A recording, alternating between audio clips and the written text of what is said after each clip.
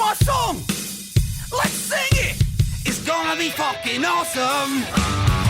Come on, it's gonna be fucking awesome. You know the words.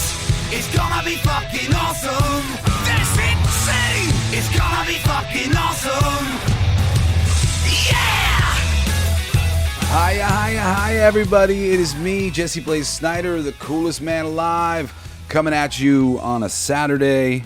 And I know I said last week that, or leading up to this week, I should say, just yesterday, I was saying I was going to do The Muppet Show, but I actually want to watch it again with my kids one more time.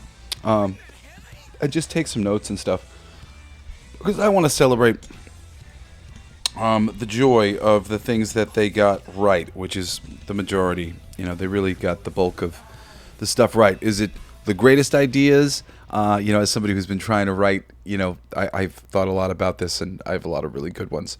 But they got some good ideas in there, man. And ultimately, they executed it just lovingly, as they have in the past. And it's glorious. I might try to reach out to my old contacts and see if I can get myself in there to write some more for them as well.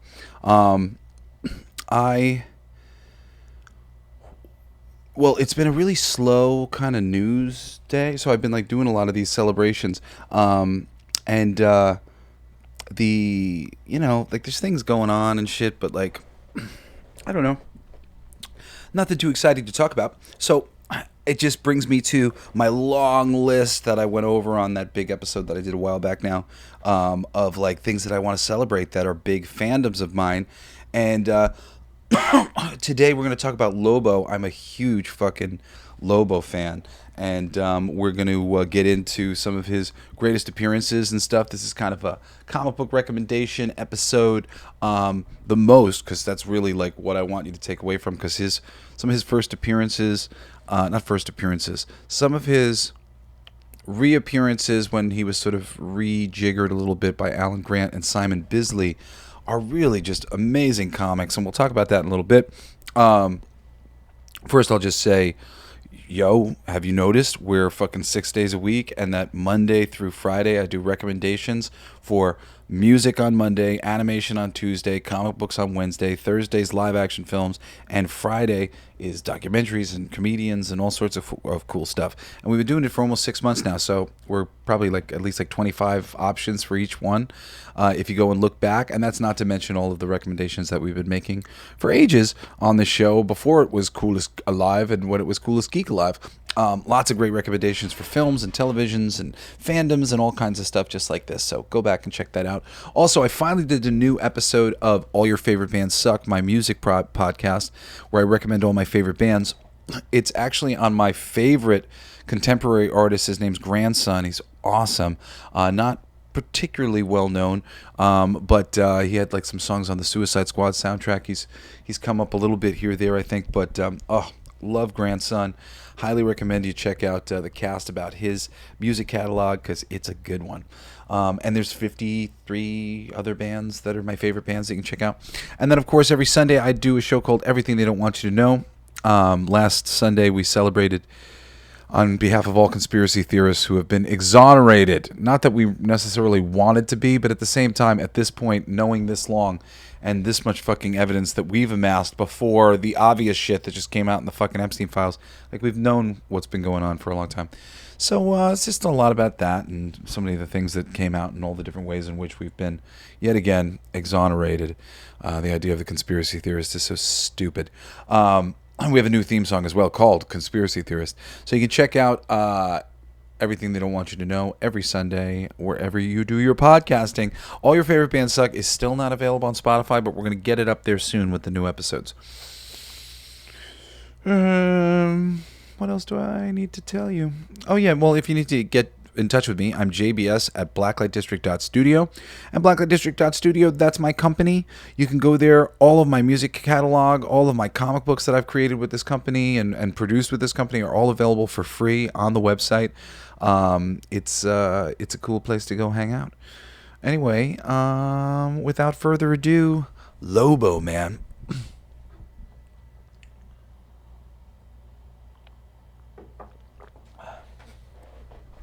So, Lobo has come to be kind of most associated with Superman, largely because Superman kind of, I mean, Superman has a decent rogues gallery that has been built up over the years, but most of them are not as memorable as even if they like function well in his world or whatever, as others. And Lobo, you're always kind of looking for characters who can stand up to Superman, and Lobo definitely can. Lobo has a healing factor that is to the extreme. He can regenerate completely from a single drop of blood. And actually, I'll get into some fun Lobo trivia stuff as far as me as a professional comic book writer, because I've had some brushes with Lobo in my career. I'm a big Lobo fan, as I said, and as I'm here doing this celebration. And I always wanted to do some fun stuff with him. And for those of you who are Lobo fans and know any of these stories or whatnot, you might appreciate the extra info. So I'll talk about that at the end. So the really cool thing to note about Lobo, besides his super strength and in complete invulnerability, able to come back from a drop of blood, is that Lobo has a word of honor. He always keeps his word. And now, all of these things are like, kind of come from the initial genesis of Lobo. Lobo kind of transformed over time and ultimately became this embodiment of these over-the-top sort of like Punisher-like characters in comics that were fashionable and had become fashionable in comics.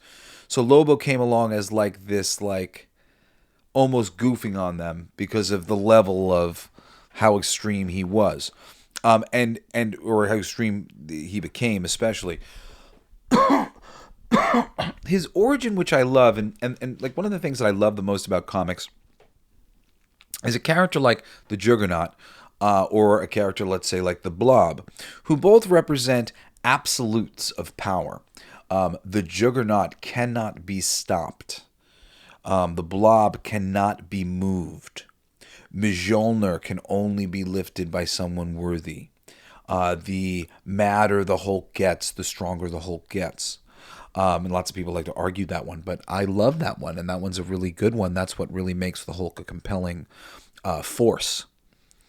And similarly, Lobo represents a very interesting force.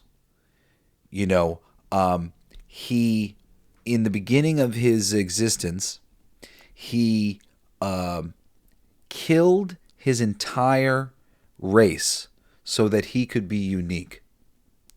Summed up in like a sentence just like that, I believe, in the first Alan Grant miniseries that I read, drawn by Simon Bisley. Simon Bisley is one of my favorite artists. If you can get a hold of Simon Bisley's stuff, he kind of runs a range in his drawing from the hyper-realistic to a sort of sketchier, almost cartoony style, and especially later on in his career, he leans more and more on that cartoony style and less on the style that I'm sure is very time-consuming. But holy crap, I mean, the covers for Lobo and Lobo's Back alone are just insane. And the story that Lobo and Lobo's Back lay out are really just phenomenal. And especially linking into and tying into this absolute mythology, because I want you to really like follow this, and because I was thinking about it, I was like, why do I love Lobo so much? Because there wasn't even really that much of Lobo, but there was something there that I fucking loved about him, and it was this absolute nature. So I'm just gonna kind of keep breaking it down, right? So he killed his entire race. And I'll say, to sum up the basic first 4-issue miniseries of the Lobo, The Last Czarnian, he, I guess I seem to remember. Sorry, it's been a little while since I've read it, so forgive me if I'm wrong about this, but I think I'm basically right. He works with what's called Legion, which is like Shield, L.E. Legion. And there's this Brainiac character who like gives him his mission directive kind of stuff, and he makes him promise to not murder this person that he needs him to escort across the galaxy. And Lobo agrees, only to find out that it's another Czarnian. I'm so sorry. I have like a tickle in my throat. I have a drink right here. Oh my goodness. Sorry about that. Only to find out that it's his second or third grade teacher who he despises. This old ninny from Czarnia. And he wants to kill her, but he promised he wouldn't. And so the book goes on as he takes her across the galaxy. And I don't want to spoil it. But suffice to say, it's funny and fun and so well drawn.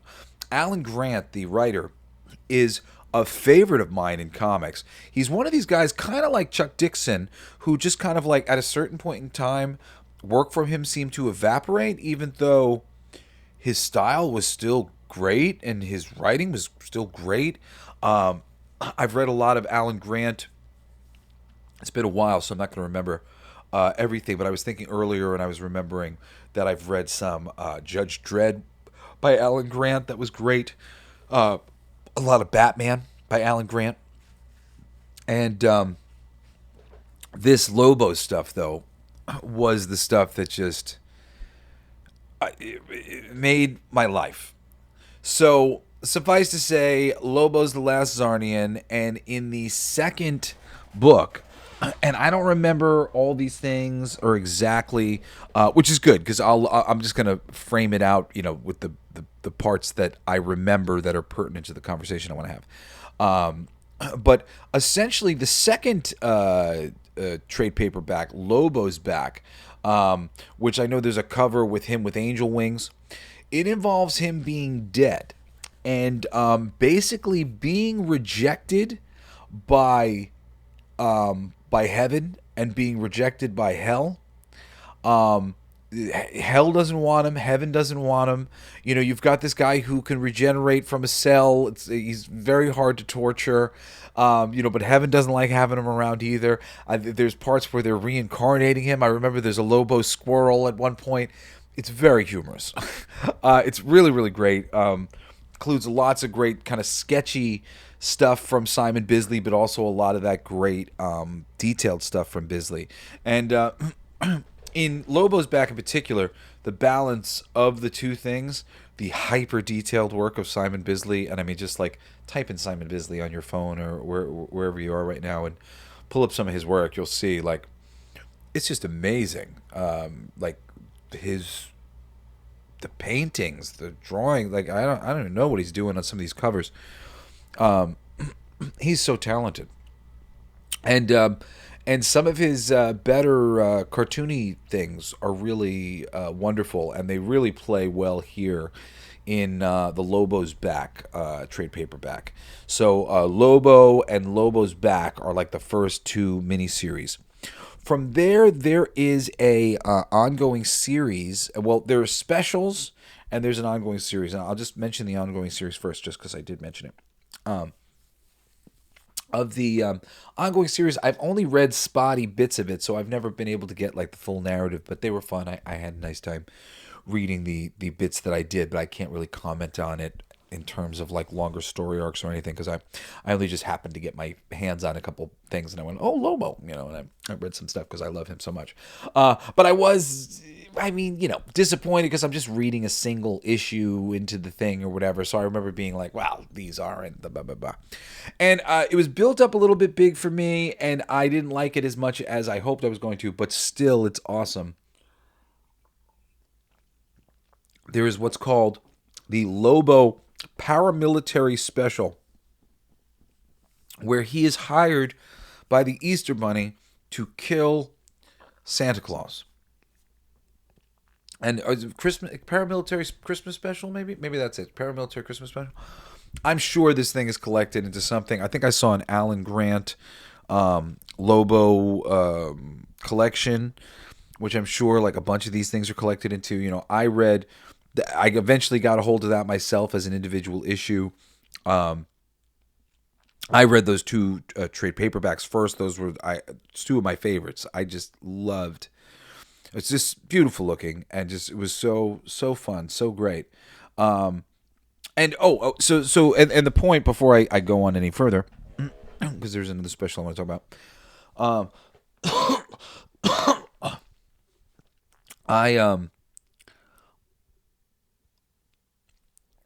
If you see how Lobo, the second one, you know, is ending, basically, like, he can't be killed. Heaven doesn't want him. Hell doesn't want him. But this guy murdered his entire planet. You know, justice need be served. Granted, like, he murdered his family and his friends and his planet. You know, but he can't be killed. Heaven and hell doesn't want him. So it creates this weird dichotomy where he's the bad guy that everybody has to live with. And isn't that interesting? I just find that so compelling and interesting. He's the bad guy that people have to fucking contend with. Because he just won't go away. And that makes him a force of nature on some level. And those are the characters in comics that tend to fascinate me the most. Now, there's another special that it's funny because I'm pretty sure I had heard about it, but I thought it was a joke or sorry, I told you I got a tickle in my throat. I thought maybe it was like a parody comic that was done by a company other than DC. But apparently there's a Lobo Cop one shot, and I saw pages from it when I was just like doing like some refresher research for this episode, so that I could just like go and talk about everything, remind myself a couple of things, and I had never seen the images from inside this book, and they were very humorous.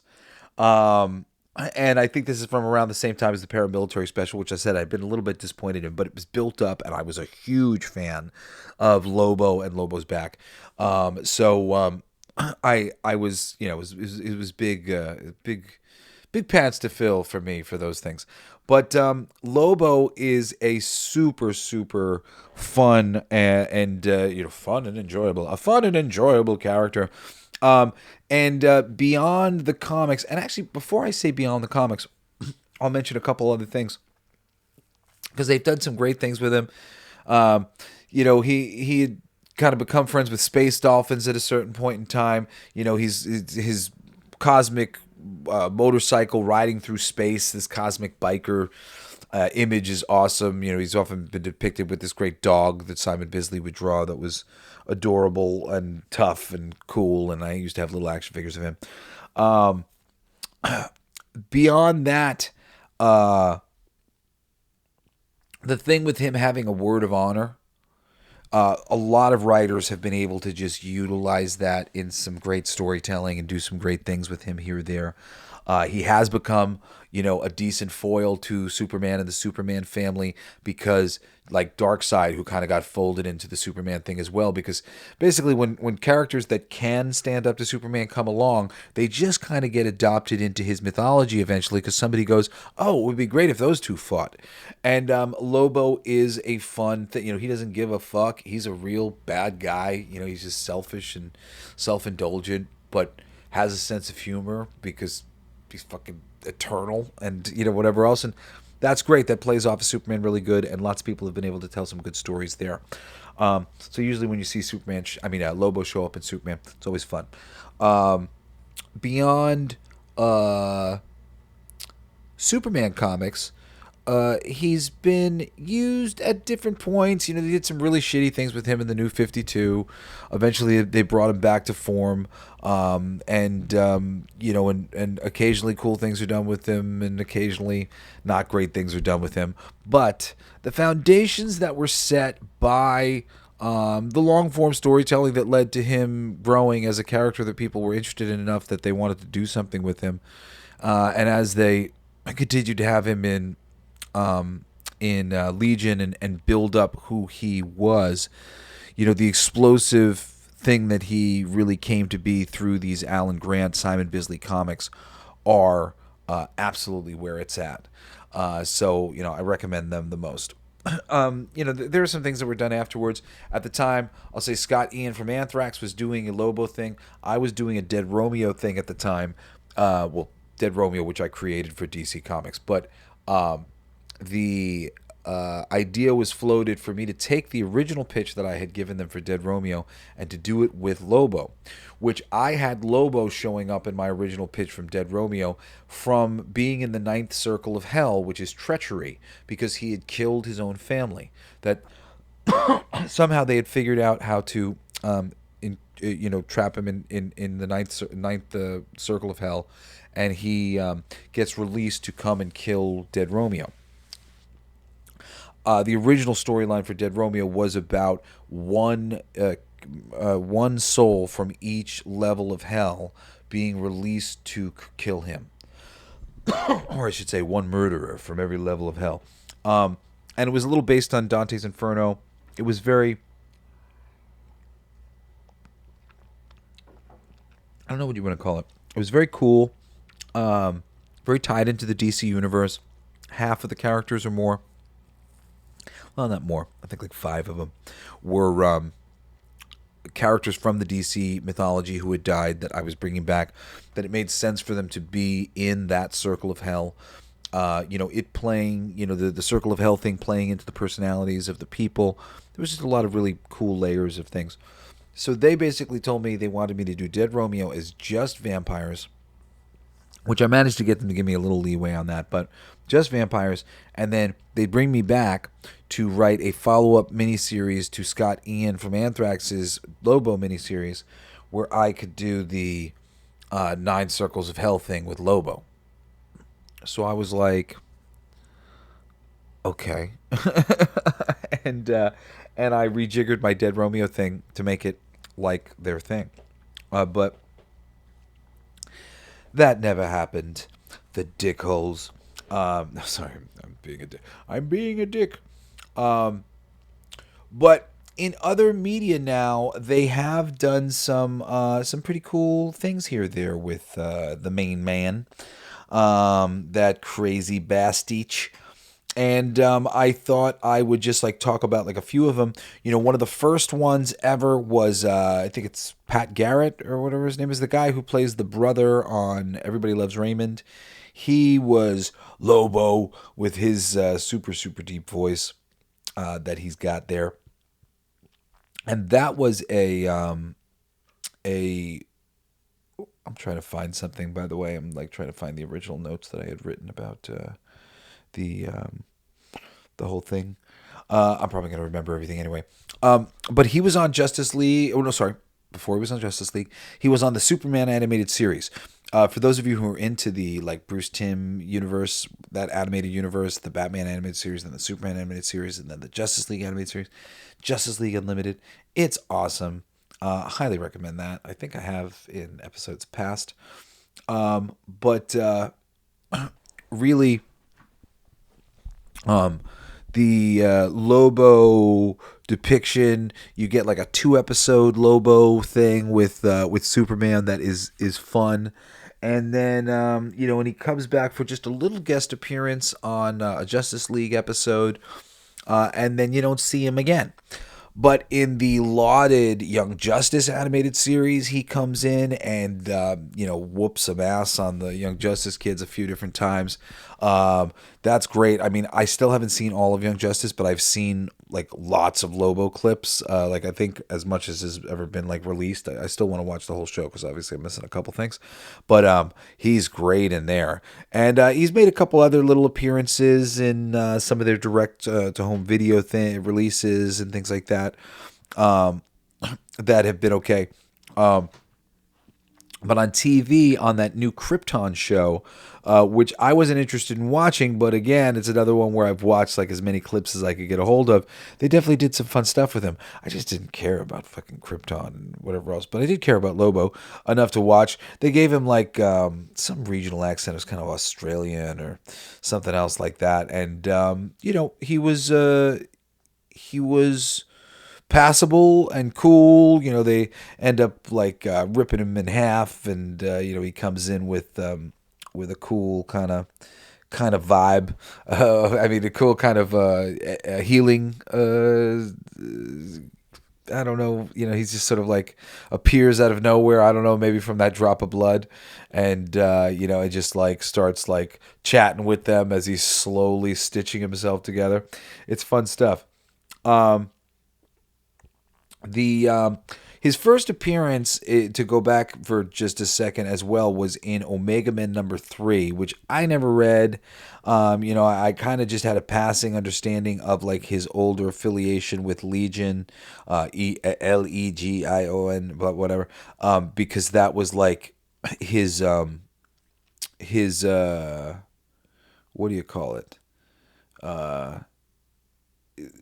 Pieces that I saw in the background of things, and because of like fans who had been reading longer than me. Like I used to work at a comic book store, so I would turn to somebody and be like, "What the fuck's Legion?" Oh, well, he used to be in the Legion comic, and they tie it together for me. There's a storyline with him called Infanticide, which I remember reading, and that was also good. Not as good as The Last Czarnian and Lobo's Back. Later, he was also appearing in a series called Rebels, Rebels, with that like Brainiac guy and some other characters. I read a bunch of that, and I liked Rebels a bunch. That was probably one of the last comics that I was reading when I was still reading. And like apparently he showed up in Red Hood and the Outlaws, I think, for a minute. I hadn't been reading that. I don't really like the guy who was writing the thing. Not personally, I just don't really like his work.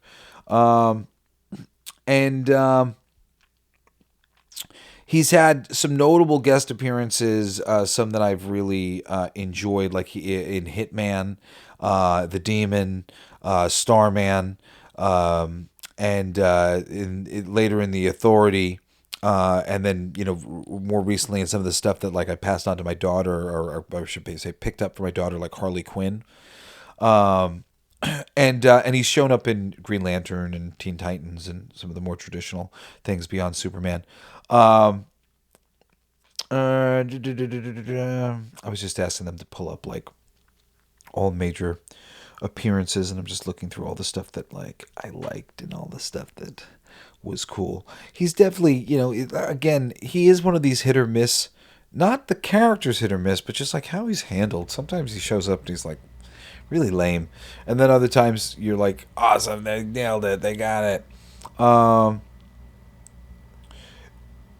Yeah, I don't know if I read Infanticide, but he was hunting down all of his children across the universe. It was in the 90s. I either know about it or read it. I'm not sure. Can't remember. And he was created by Roger Slipher and Keith Giffen, in his original first appearance before Alan Grant. And I don't know if Keith Giffen had anything to do with the, but like the 4-issue Lobo, 1990 Lobo and Lobo's Back, the main man persona, like that, just like that whole thing. It's just awesome. See, but this says 1994 issue miniseries. You can't rely sometimes when I just was asking them to pull up lists. So, but just always have to ask so many follow-up questions. But 1994 issue miniseries makes me wonder, have I missed something?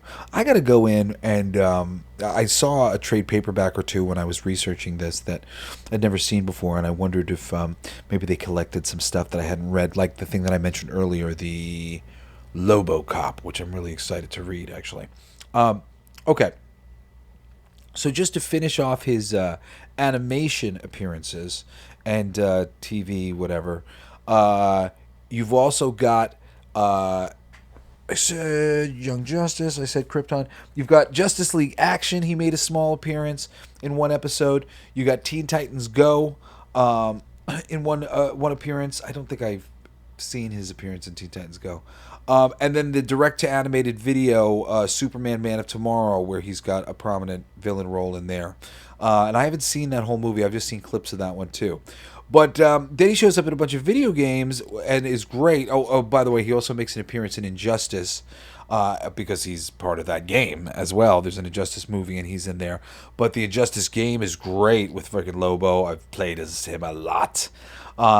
And he shows up on most of their stuff now. DC Universe Online, Lego DC Supervillains, the Scribblenauts Unmasked DC Comics Adventure, and even a BBC a radio adaptation with appearing with Superman, and I mean just card games. I mean, you know, he's fucking famous. And of course, he's going to be coming into the Superman universe of James Gunn with Jason Momoa playing, and we've got some pictures. He doesn't look as great as I would have liked him to look. As of now, having seen him, I'm just a little bit like bummed out. They're like, people are gonna like it anyway because Momoa embodies it, and he does. But at the same time, like, what the actual fuck, man? Can we do a little bit better than this shit? I don't know. What do you think? What do you think? Can we do better? I do not believe that they have quite captured the magic of the main man Lobo ever in any of these things, because they all have too hard of a time leaning into just how cool he is and legitimizing him in any way, shape, or form. So they always like walk this like he's a goof line. But the more you take seriously what he really is, this strange arbiter of death that can't be killed and just needs to be contended with, we just have to let him. We have to let him leave. He's allowed to roam free because nobody can do anything about it. And I mean, that's what makes him scary and makes him interesting. And the more you can play that up and like be legit about Lobo, how do we let that man walk free? Because who's going to tell him no? We haven't been able to figure out what to do. There's nothing we can do. That's the idea of Lobo. And honestly, the fact that there's not just like a constant stream of somebody going after him, trying to do something about him and like properly bring him to justice and stuff, that should be the main line of a Lobo storyline. If I was in there writing it, I'd be working on that. Although, that's the other thing I was going to tell you about, because I think we basically talked about everything. We talked about video games, and I mean, what are we going to talk about there? It's awesome. He's cool. When I was pitching DC, one of the things that I did end up pitching was a comic book called the Homicide Squad. And the Homicide Squad were a bunch of characters who had been brought back from the dead by the military clandestinely to do covert ops, because what better the plausible deniability of like a dead man shot you? That man has been dead for many years, and ultimately they were going to find out by the end of it that they were using Lobo's genetics, blood, whatever. They were using things that they had made from a Lobo. They have little Lobo in a lab in suspended animation, and they were cutting chunks off of him and whatnot and using them to basically sort of bring to life, reanimate the tissue of other people. But if you don't get constant injections of the Lobo stuff, you would die. And that was just like one little fun ways that I was trying to play in that pond. But I don't know what else to say about the main man, that silly Bastich. Bastich, Frack, those are like words that he likes to use. I mean, he's got a whole bunch of something Grizz. Grizz. He would say all sorts of different things. But it was at one time grounded and in another way completely absurd and over the top. Those Alan Grant, Simon Bisley stuff, they're really, really awesome. Any good writer would love to sort of play with such polarity between, just like what you can do with a character who is living such an absurd life, but also is like legitimately frightening. And that's Lobo, man. I hope that they do him justice. I really have been a little bit disappointed with just what I've seen so far, as far as like how he looks and stuff. I mean, granted, we haven't gotten a good look, and I'm hoping that they'll think better of it and enhance him better. Because he's got a really striking look, and there's been some versions of his look that really come across amazing. And I don't know, man. So far, that Jason Momoa one's not speaking for me. But as a Lobo fan, I remain optimistic, and I will fucking hang in there and hope for the best. Anyway, I love you guys. I hope you made it all the way to the end of the show. I will be back this week with another fucking 5 great things, and come back next week when I've watched The Muppet Show a second time. I want to watch it with my girls. And we'll talk about that next Saturday on the Mother Show. So please join me next week for another fucking awesome whole entire week of the coolest alive. Love you guys. Peace out. You've been listening to Coolest Alive with me, your host, Jesse Blaze Snider. Don't forget to rate, comment, and subscribe for more excellent entertainment recommendations. Thanks for listening. It's gonna be fucking awesome. Come on, it's gonna be fucking awesome. You know the words. It's gonna be fucking awesome. That's insane. It's gonna be fucking awesome.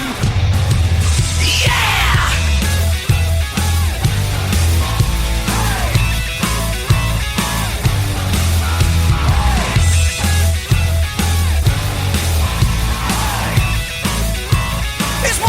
Part.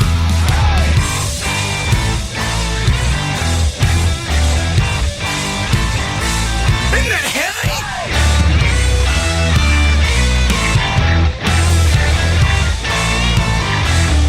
I'll play that. It's gonna be fucking awesome. Coolest alive. It's gonna be fucking awesome. Stay with your tribe. It's gonna be fucking awesome. Revenge of the Geeks. It's gonna be fucking awesome. Week after weeks. It's gonna be fucking awesome. Laughing with you. It's gonna be fucking awesome. And crying sometimes too. It's gonna be fucking awesome. Spelling it out.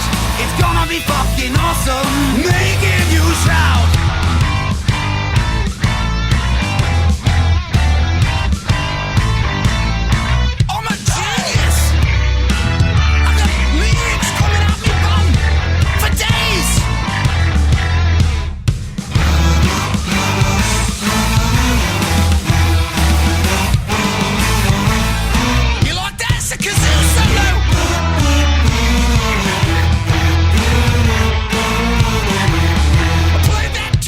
It's gonna be fucking awesome. Talking some shit. It's gonna be fucking awesome. Living the shit. My voice is gonna be fucking awesome. Food in our mouth. It's gonna be fucking awesome. Get in the mouth. It's gonna be fucking awesome. Tell all your friends. It's gonna be fucking awesome. Call right or text. It's gonna be fucking awesome. Raising the bar. It's gonna be fucking awesome. Straight to the stars. It's gonna be fucking awesome. It's starting soon. Straight to the top. Awesome. Passing the moon. It's gonna be fucking awesome. On with the show. It's gonna be fucking awesome. Ready, set, go. It's gonna be fucking awesome. Fucking awesome. It's gonna be fucking awesome. Just wait. You'll see. You'll all see. You'll all see.